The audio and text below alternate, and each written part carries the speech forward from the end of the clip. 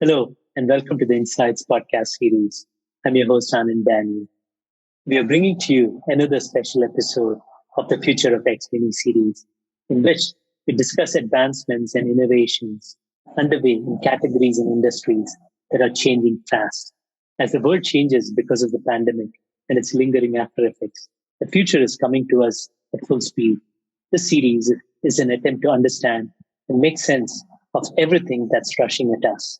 We have a special episode today. It is hosted by my colleague Pratik Agarwal, and he has with him Raghu Yarlagadda, founder and CEO of FalconX, a cryptocurrency and digital asset trading platform that is now one of the world's fastest growing companies. It has scaled from zero to more than $3.5 billion in valuation in less than 3.5 years. It is also profitable. Accel has been fortunate to partner with them from seed to scale. We'll be talking to Raghu about FalconX's growth story and innovations, but also about what the crypto world is excited about and moving towards. This is going to be super exciting, and we are all ears. Over to you, Pratik. Raghu, super excited and very warm welcome to Accel Inside Podcast. We're super excited to cover the future of crypto with you. And I remember hanging out in business school not too long ago, where I don't think any one of us could imagine what the next few years were going to play out for you. So congratulations for all the success of FalconX first off. And thanks again for joining me. Great to be on the show, Pratik, and really appreciate the opportunity. And always great to connect with a business school buddy. So glad to see that you're doing well. Thank you. So Raghu, I wanted to discuss something, given I know a little bit about how you and Prabhakar were discussing FalconX back in 2017. I know a little bit of the background. So I want to take advantage of that and go a little bit deeper. So you had a very meaningful role at Google at the time, right? Before FalconX.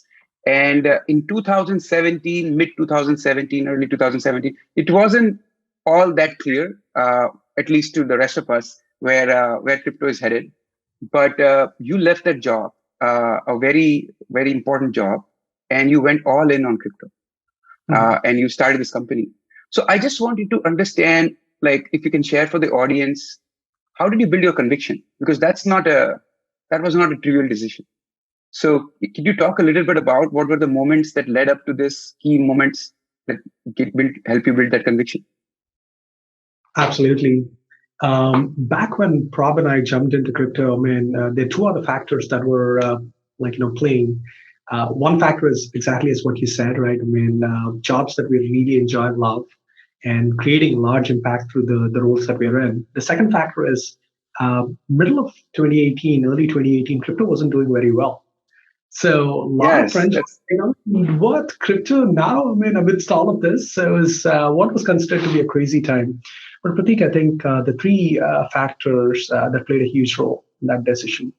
The first one, all my life, I followed, great engineers. I'm an engineer myself, and a lot of my decision making in terms of career trajectory, betting on segments, was really about following amazing engineers. Some of the brightest engineers that I know from Google, Facebook, some of the early engineers at Google who worked with Larry and Sergey all the way at the start, they weren't shutting up about blockchain. And for me, blockchain was, as an engineer, it was a very inefficient database. Why are we maintaining these thousands of copies everywhere with redundancy and all that? It doesn't make any sense. For me, yes, I was familiar with crypto, but I never really understood why some of the brightest engineers were excited about blockchain. And after spending some time with them, one thing became very clear, right? Bitcoin, which is like the token on top of the Bitcoin blockchain, the blockchain itself had a tremendous innovation in terms of aligning incentives. So if you look at Bitcoin blockchain, it's a decentralized mechanism, and it beautifully aligns incentives between the people who maintain the Bitcoin blockchain, aka the miners, and the people who are using this network in a very seamless way, despite repeated attacks. And that was a very interesting attribute, because there are very few technologies that were able to align incentives between the users and the network that's being maintained. That to me was, after speaking with some of these engineers, it was a profound concept because the world that I was coming from, the Googles, the Facebooks, the large tech companies, all these consumer internet companies was facing a same challenge. The challenge was incentives weren't aligned between the users and these massive platforms. So, for example, if Facebook were to solve the fake news issues in Bangladesh, they're hiring a bunch of engineers and a bunch of content moderators here in the US. How can the content moderation efforts in the US, and even if it's locally, right? I mean, if you hire 1,000 people, how can you actually solve the entire fake news issue in another country? Unless the users are absolutely incentivized to basically maintain a healthy network by themselves. So the incentive alignment part of blockchain was very powerful, right? I mean, for me, coming from the companies that were huge in consumer internet, I felt that that's a very powerful attribute. The second attribute is the profound technology itself, right? Meaning, if you look at a lot of modern finance, we take Facebook and Google working 24/7 for granted. But most of your modern financial applications, your trading, your banking, these things work only 35, 40 hours a week. So there's a gross mismatch in terms of what the modern financial system needs and what the underlying infrastructure is. Yes, I mean, there are Square, Stripes. They basically innovated on the application layer, but the infrastructure itself, there was no major innovation in the last 40, 50 years. Now, meaning I saw a profound technology in blockchain that could really power the modern financial infrastructure. Now, the third interesting part for me was, yes, I mean, there are major technological shifts like, blockchain, but machine learning is an amazing technological shift. Yeah. It has power to basically transform industries. But oftentimes the third lens, which is very important for entrepreneurship, is like the big companies can hijack some of these things because they have the biggest resources, biggest data sets. So for me, blockchain, what I felt is like, because of the regulatory landscape and how it's evolving, I felt that big companies will take time to come in. So for me, it is the intersection of a profound need, which is like incentive alignment that is needed across all major platforms, profound technology to basically power most of the modern financial infrastructure. And the biggest companies in the world can just come in, have advantage on day one.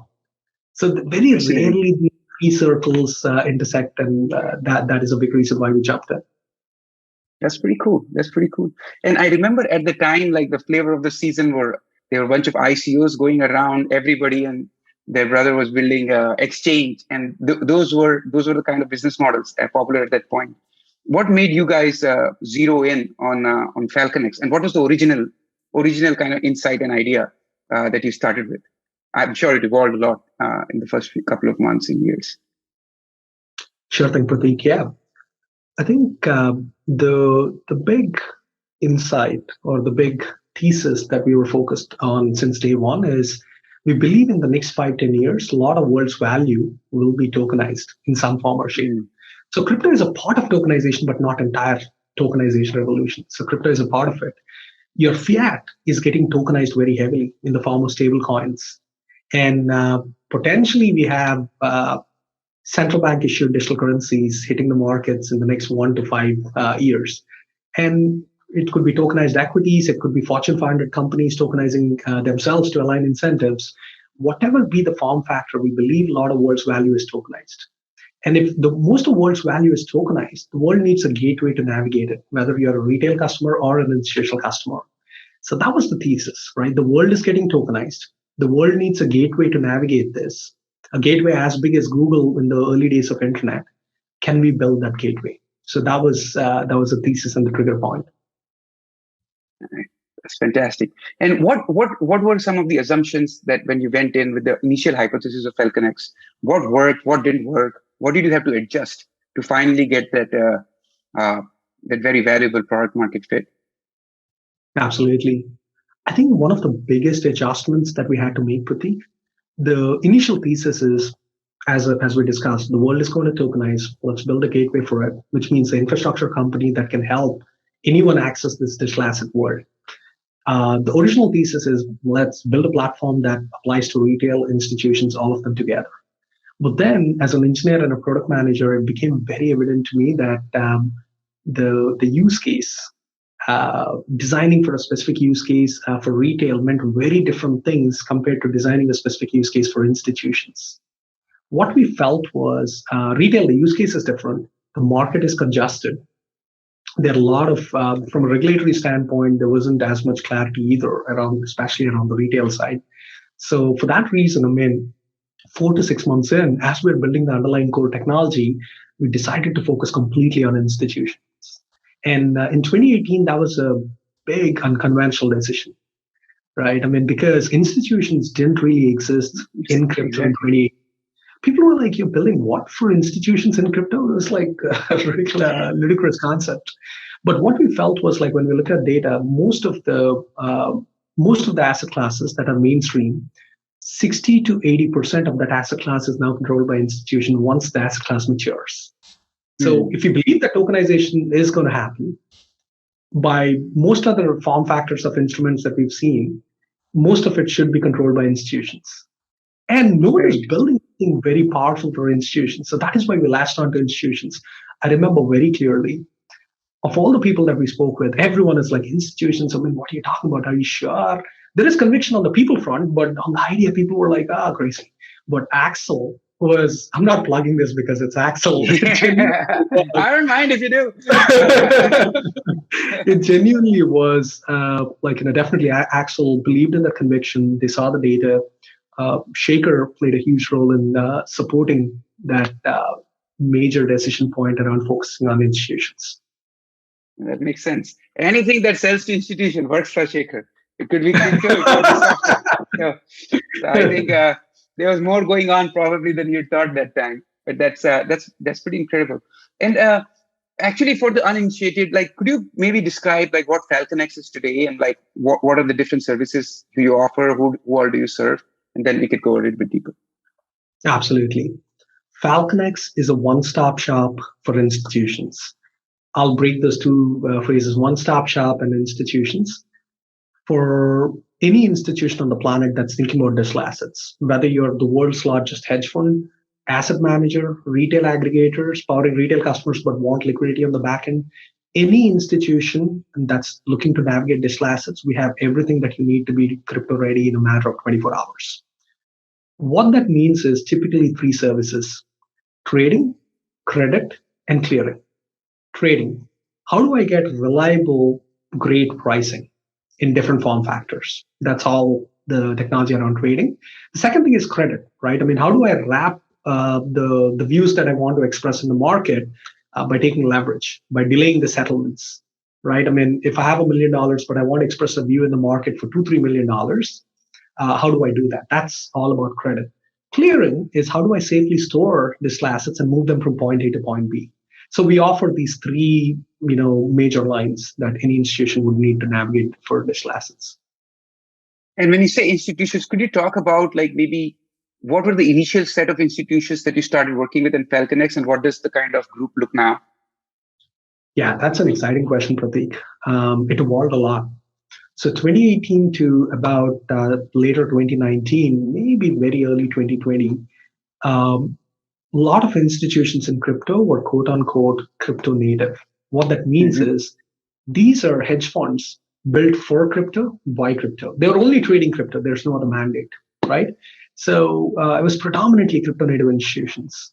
And what happened in the middle of 2020, as the world was printing a lot of money, because of COVID, some of the biggest luminaries in the hedge fund world, right? The hedge funds and the macro funds worlds, Paul Tudor Jones and Stanley Druckenmiller, they came in and they said, as the world is printing a lot of money, inflation is going to be, pretty much guaranteed. We can debate on what level of inflation would we see, but inflation is going to come. In that inflationary regime, they believe that Bitcoin could potentially be an inflationary hedge, very similar to gold. Gold is a very strong inflationary hedge because the quantity of gold on the planet is largely believed to be finite. Likewise, but the problem with gold is it's a physical commodity, moving it, storing it, and fractionalizing it, making it truly global, truly elastic. It's not meant for the digital world. So the world is badly looking for a digital version of gold. And with Stanley Druckenmiller and Paul Tudor Jones coming in and saying that Bitcoin could be a very good inflationary hedge similar to gold, that really triggered a sea change in the type of institutions coming in. All of a sudden, we built, to give you a sense of scale and perspective, we built a $3.75 billion company in 3 years, three months. Probably we are the second or third company in the world ever to do that. And for the most part, as we are going through this journey, we never had a sales or a marketing team. Until 2 months back, we never had sales or marketing. It's all inbound. So May 2020, literally our phone started ringing off the hooks with some of the biggest names in finance. I couldn't believe these guys are coming up and signing up on the website. You don't expect Talk about product market fit. You can't expect a $40 billion hedge fund and the guy that comes on Bloomberg, CNBC to come onto your website and sign up. I discounted it saying that this is a security attack. Right? Don't bother. But what if we're wrong? So we started reaching back, and it turns out to be real because the world was looking for an inflationary hedge. Money was being printed, and Bitcoin was at the right place at that moment. So U.S. hedge funds really ushered in this era of traditional institutions coming in. So May 2020, we've seen a bunch of U.S. funds come in. December 2020, Asia started coming in. And the retail movement actually in 2020, 2021 was started in Jan 2021. Until that point, retail was a little bit on the sidelines. It was largely driven by institutions.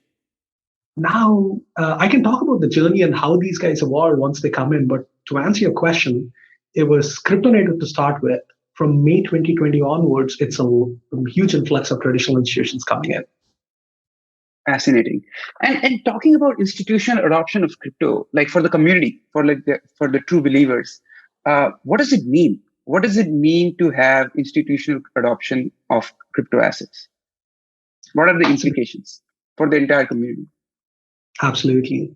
I'll break that into two parts. How are institutions evolving in terms of that adoption, and what are the implications to your question? So in terms of how institutions are coming in, they all come in with Bitcoin being an inflationary hedge for the most part. I'm going to take a $100 million position in Bitcoin because the world is printing a lot of money and want something that's digitally scarce. They come in and they basically park the Bitcoin, and they quickly realize, why am I trading only 5 days a week in an asset class that's 24/7? Right? It's all about balance sheet efficiency. My balance sheet is sitting idle. $100 to $300 million of my balance sheet is sitting idle for 2.5 days, in a week. It's like, why? Oh, banking doesn't work. Okay, how did crypto solve for banking through this thing called stable coins? Because you can have a 1:1 tokenized representation of a US dollar called a stable coin. It could be Circle powered or Tether, whichever is the form factor of stable coin.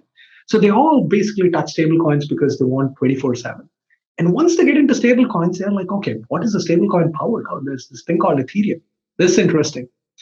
A lot of institutions that we see, they start with this journey of Bitcoin being an inflationary hedge. In about 3 to 5 months, we get a call that, hey, can you guys help us with stable coins and how to basically think through 24/7 operations? And then boom, they get hyper excited about layer ones. They talk about different layer ones. All of that starts. So that is how institutions are evolving. And in terms of implications, Pratik, there are seismic implications to crypto becoming mainstream because of institutions.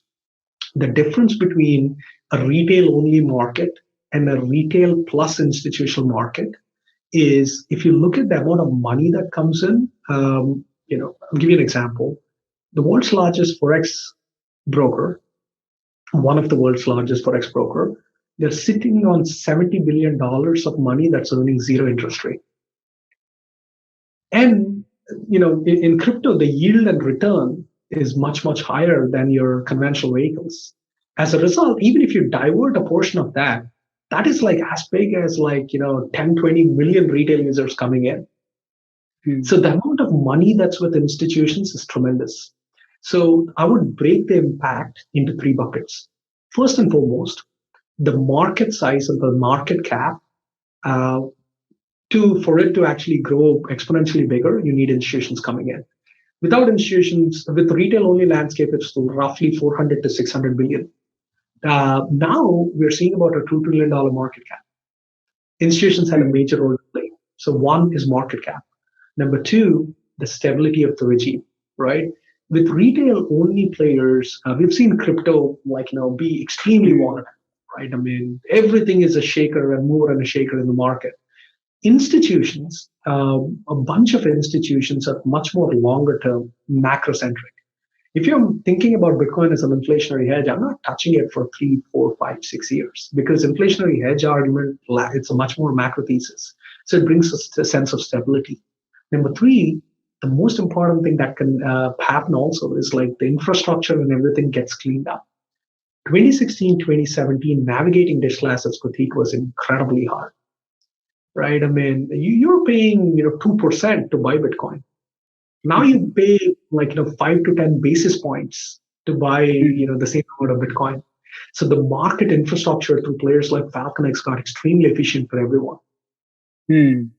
Fascinating. So the whole system becomes a little more resilient, a little more efficient, and a lot more enduring because of institutional adoption. That's very cool. And so looking forward a little bit now, there's so much going on. I don't know how much we can cover in this podcast, but there's DeFi, there's NFT, there's blockchain gaming, there's all the layer one wars. Given you are so central and to the financial infrastructure, maybe let's focus a little bit on the DeFi landscape. How would you, for somebody the uninitiated, how would you kind of summarize the DeFi landscape today? I know that's a tough question, put you on the spot, but still, how would you kind of talk about an overview for the DeFi landscape today? Sure thing. Let's elaborate DeFi first. Now, I'm not sure how many users fully understand what DeFi is. So DeFi stands for decentralized finance. What that means is you're talking about a financial system that doesn't require a centralized intermediary for you to store your money, for you to actually trade and express your views on the market, for you to get credit. So let's unpack that a little bit, right? In a lot of developing countries, right, for the last 40, 50 years, a lot of developing countries tried to basically provide banking services to the base of the pyramid. Almost every major banking experiment was bankrupt.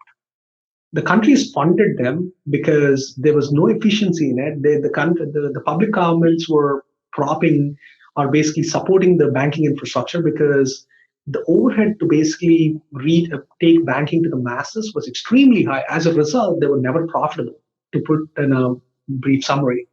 Now, why were they not profitable? 40 to 50% of the banking service is the overhead of the back office operations, right? How do they keep your account and how do you transfer your paperwork from point A to point B? How do you manage the interest program? So 40 to 50% of this cost structure is completely on the back office side. What if you can replace the entire back office with code? Then for the first time in human history, you're able to provide not one, but almost infinite bank accounts to every single human being, every single institution on the planet elastically, because it's all in the power of code. So that is decentralized finance. So the power of providing these financial services without the need for an intermediary in the middle is the vision for decentralized finance. Now, I can elaborate a little bit more in terms of what constitutes, what are the different elements of DeFi. FalconX is very fortunate that we sit on this information superhighway of institutions and what's going on. So I can elaborate more, whichever way you want to go in DeFi. Yeah, that would be great. People talk about a lot of things in DeFi from everything from liquidity pools to staking, and there's so much jargon also in DeFi. So if you could talk about what are the different, how would you kind of look at the different pillars? What do they mean for our audience? That would be great. Absolutely. And DeFi is so fast changing that by the time, from the time we started the conversation to now, I'm sure someone announced something in DeFi. It changes a lot. So, simplifying, the narrative around DeFi, I think there are numerous services in DeFi, but largely three services matter. The first and foremost, how do I actually safely store digital assets and earn yield on it? This is very similar to your bank, right? That's what you want your bank to do. I'm going to put 100 rupees and I'm going to get interest rate, and I should have access to this bank whenever I want. The second thing is, okay, I have 100 rupees. Now, what if I want to buy like a Google stock or a PayPal stock? So that is trading. So that is the second component, right? Not only do you have banking services, which require no middleman, the second part is like I can now trade without actually having an intermediary in between. The third thing is, prediction markets, insurance markets. That it gets complex, right? So, can I buy insurance, selectively? Can I, make bets? Can I predict the markets? Can I do futures? Can I do derivatives? There are a lot of complex instruments. But largely, for most part of the world, the two services that matter are your banking and your trading. So, the banking part is, there are protocols like Compound and Aave. They're acting like software powered banks. If I have $100 or 100 rupees, I basically convert that into a stable coin, or I convert that into a Bitcoin, whichever it is, and I put it on Compound and I get interest rate.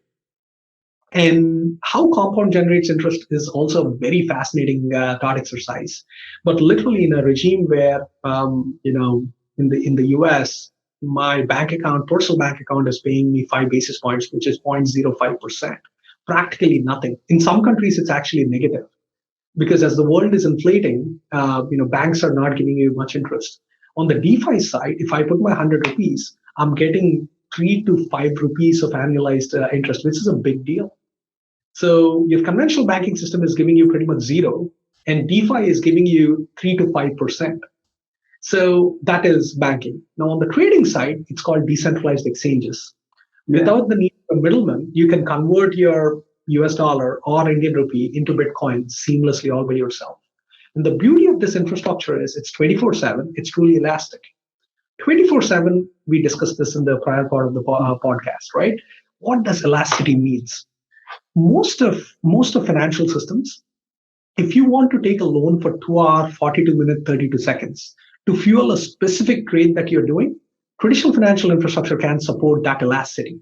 You have to take a loan for 3 months, and then maybe if your strategy works, you'll make money, and the rest of the time you're paying interest without the strategy being very efficient.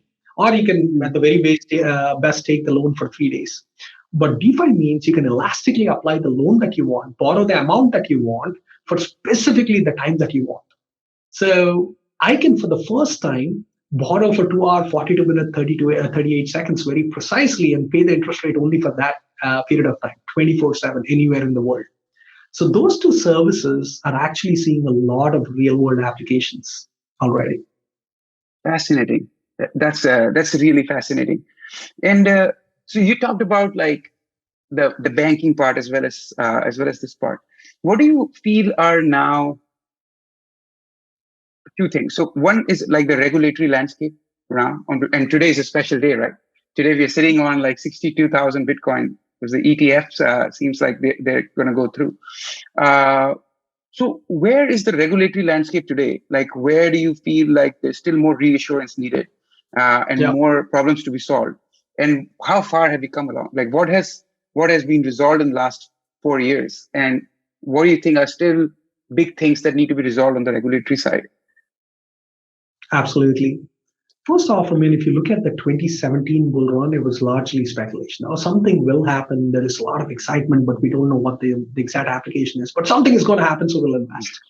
So obviously, if there are no clear use cases, no clear real-world applications at scale, it's very difficult to sustain that momentum. And that's what happened in 2017, 2018. Fast forward that to 2020 and 2021, a lot of that interest is coming from institutions. And why are institutions coming? From absolute real-world use cases, whether it's an inflationary hedge or crypto being some form of entertainment, and that's generating a lot of yields. And in a yield-starved regime, that's a huge use case as well. So whatever be the use case, they seem to be much better use cases and adoption in 2020, 2021 than ever before. As a result, for the first time, any metric as a product manager that you look to assess a segment, all metrics are absolute green for crypto. Whether it's the number of users on the planet. For the longest part, crypto used to be under 65 million users. We went from, in a matter of 18 months, we went from less than 70, 80 million users to close to 300 million users. For a product manager, that's a very key threshold. Whenever you reach the 150 million users, you're basically going into the mainstream markets. So crypto no longer is on the fringes from the user perspective. In terms of the market cap, we discussed this already, $2 trillion. It's no longer in the fringes. Now, as crypto became mainstream and is becoming even bigger and better, regulators are slowly coming in and actively thinking about it. And they're on a spectrum. China came in and said, we're going to be banning anything related to crypto for a variety of different reasons we can get in. US was on the regulatory front. US has been extremely active over the last 1 year. That's a welcome sign. US has been active because crypto is no longer on the fringes, it's mainstream. Now, US explicitly came in and said we're not going to be banning crypto. They're providing a nuanced argument in that we're not going to be banning, but we want to protect investors because this is here to stay. So on one spectrum, very few countries are banning, but most of the countries around the world, they acknowledge that this is a profound technology, this is mainstream, and they're coming up with regulatory clarity. And as an institutional company, what we realize is the world is really looking up to US to basically come up with that core guidance on the regulatory front.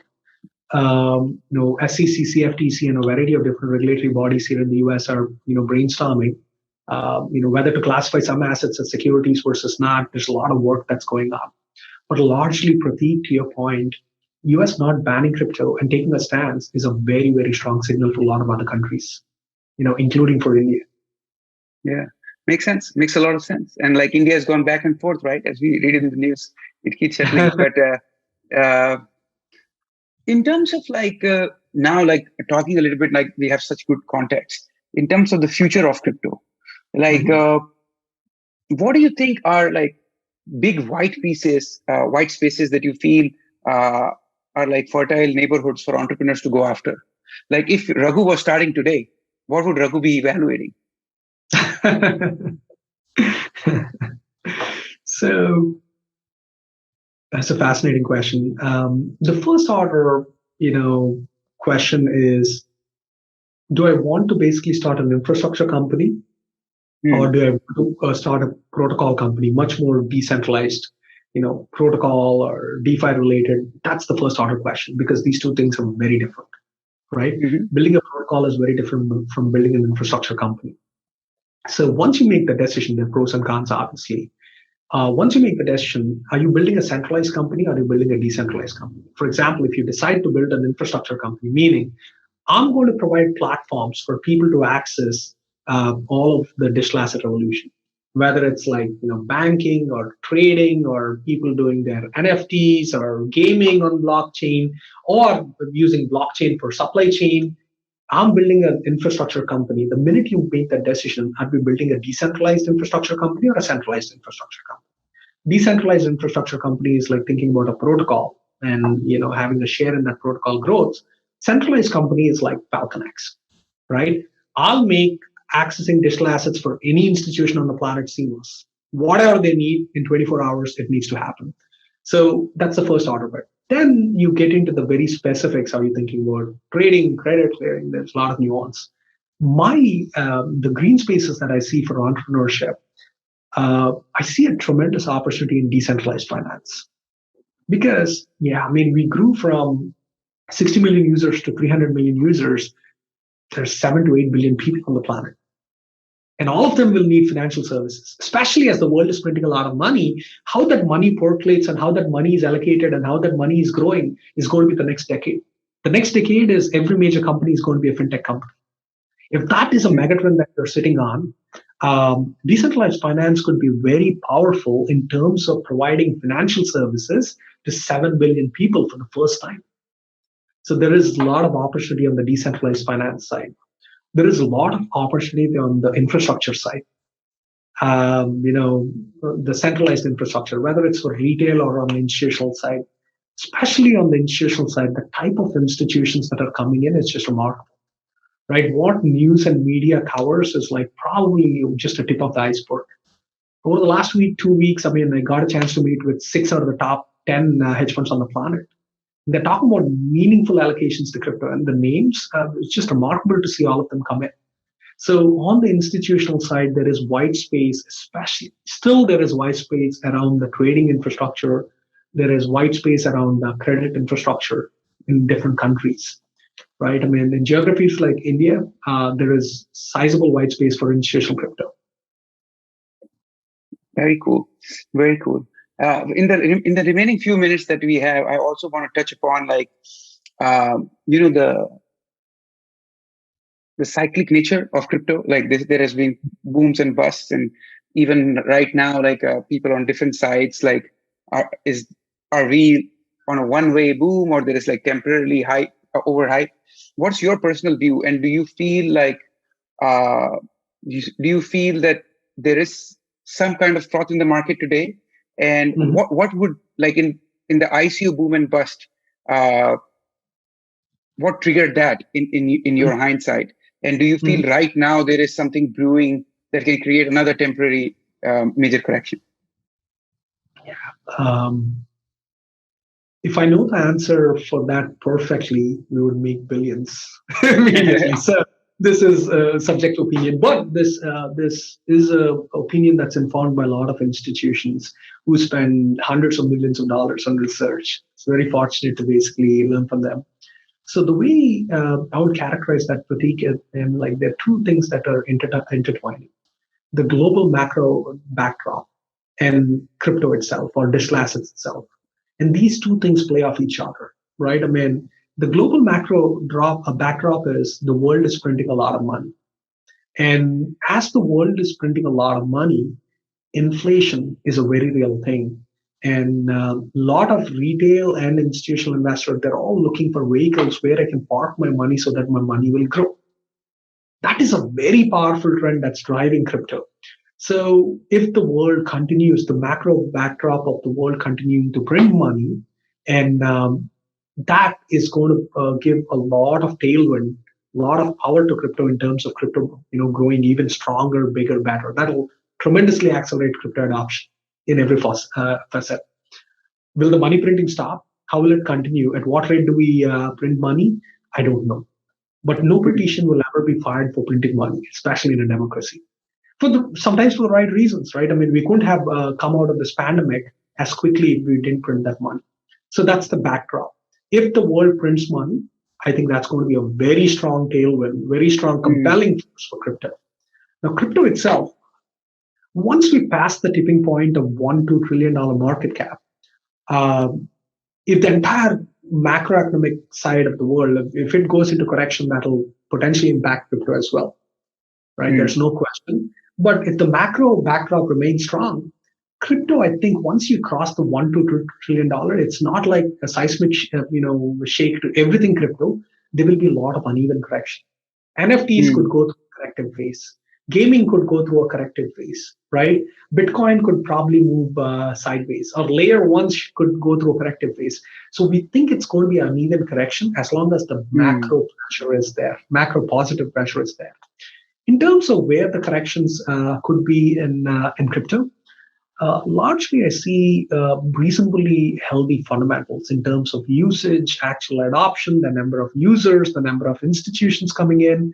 But definitely there is some froth in some of the leading edges, right? For example, on the gaming side, innovation is messy, Pratik. You know that. Both of us are entrepreneurs, and innovation is messy. Innovation is unpredictable. And as a part of that innovation, there'll be wastage. Wastage is something, sometimes we call it froth, right? I mean, we value that. Yep. Froth. So NFTs and, gaming, both of them are in the wildly innovative sides of the cycle right now. So meaning there is some froth in the market, there's no question. There will be uneven correction in some of those categories. Understood. I have a final question for you before I let you go. This has been, you've been very generous with your time, especially today. I'm sure you have 200 missed calls. We see a lot of talent, high pedigree, tier one, experienced building talent now going all in on crypto in the Indian startup ecosystem. What advice would you have for them as they become crypto native? Absolutely, and I think I'm excited for where India is in the world of digital assets, right? I mean, we tapped into the software revolution 15, 20 years back, and that propelled the country to a completely different plane. Crypto is that times 10 an opportunity that India has, right? China took a stance of banning crypto. Maybe they will reevaluate that stance. We don't know. Time is to tell. But India can truly capitalize on the moment of using India as a base to build very powerful digital asset services for the world. Crypto is truly global. It's 24/7. What that means is, unlike a company in the past which operates only 5 days a week, I cannot afford to have just the headquarters in the US and a bunch of satellite offices. FalconX has office in the US, FalconX has our office in India. Both are equally important. So what that means is India has a very strong role to play in the evolution of crypto because of the nature of crypto. The stances that China took automatically give an advantage to a country like India. Obviously, massive English-speaking population, massive pedigree in software, which is all aligned really, really well for crypto. So from a talent perspective, and in terms of thinking about building from India, I would suggest two things. First and foremost, yes, you can build for the Indian audience. There's no question that could be a focus, but you have to think global if you're thinking about digital assets. You're not just building, crypto is boundaryless. So what that means is you're building services for the globe. That is why you have the room for becoming huge companies. That is one. The second thing, in crypto, it's very important to basically comply and play with regulators very well. Having very strong legal opinions in terms of understanding what you do, because regulation is here to stay. It is catching up, and that's a feature, not a bug. So understanding and playing well with regulators is very important. That's awesome. Thank you so much, Raghu, for making time. This has been incredible, and wish you all the very best with the future from FalconX. It was a lot of fun, Pratik. Thanks so much for hosting. What a brilliant conversation. I thank Raghu for coming and sharing all these stories and insights about the crypto economy and ecosystem. I enjoyed myself a lot and learned even more. Thanks to Pratik as well for hosting a terrific podcast. We wish Raghu and FalconX all the best. We're rooting for them. That's it from us for today. Please subscribe to our podcast if you haven't already. Our website is seedtoscale.com/insights, where you can find other such helpful episodes from our series. Stay safe. Thanks again for listening. Goodbye.